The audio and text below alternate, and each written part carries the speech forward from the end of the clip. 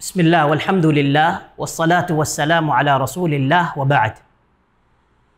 رمضان المبارک کا مہینہ انتہائی برکتوں، مغفرتوں اور رحمتوں والا مہینہ ہے۔ رسول اکرم صلی اللہ علیہ وسلم نے جبرائیل علیہ الصلاۃ والسلام کی اس دعا پر آمین کہا تھا کہ جس دعا میں جبرائیل علیہ الصلاۃ والسلام نے ارشاد فرمایا کہ وہ شخص ہلاک اور برباد ہو جائے جس کی زندگی میں رمضان المبارک آئے اور وہ اپنی بخشش نہ کروا سکے۔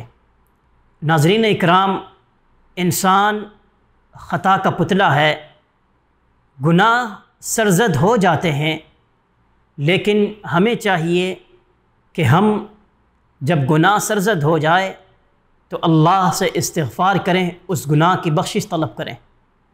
رسول اکرم صلی اللہ علیہ وسلم نے ارشاد فرمایا کل بنی آدم خطاء، کہ آدم کا ہر بیٹا وہ گناہ گار ہے، وخیر الخطائین التوابون، اور سب سے بہترین گناہ گار وہ ہیں جو توبہ کرتے ہیں۔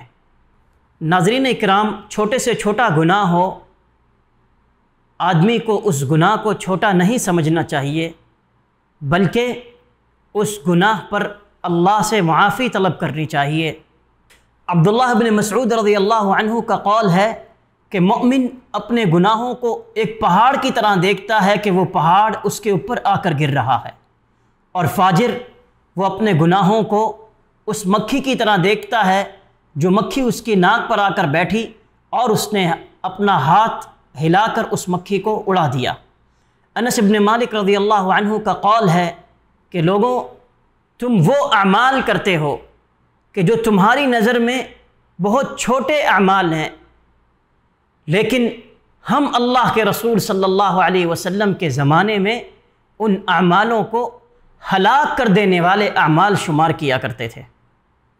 گناہوں پر استغفار کرنا یہ بہت عظیم عمل ہے۔ اللہ رب العزت نے قرآن مجید میں استغفار کرنے کا حکم دیا۔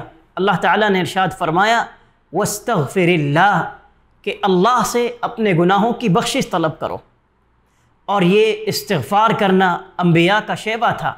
آدم علیہ الصلاۃ والسلام سے غلطی ہوئی، انہوں نے اللہ سے بخشش طلب کی، ربنا ظلمنا انفسنا وان لم تغفر لنا وترحمنا لنکونن من الخاسرین۔ نوح علیہ الصلاۃ والسلام سے غلطی ہوئی، انہوں نے بخشش طلب کی۔ یونس علیہ الصلاۃ والسلام سے غلطی ہوئی، اپنے گناہوں کی معافی مانگی۔ خود محمد الرسول اللہ صلی اللہ علیہ وسلم ارشاد فرماتے ہیں کہ میں ایک دن میں 100 مرتبہ سے زیادہ استغفار کرتا ہوں۔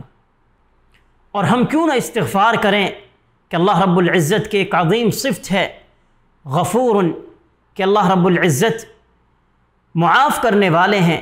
تو ہمیں چاہیے کہ جب بھی گناہ سرزد ہو ہم فوراً اللہ کی طرف پلٹ آئیں، توبہ اور استغفار کا اہتمام کریں۔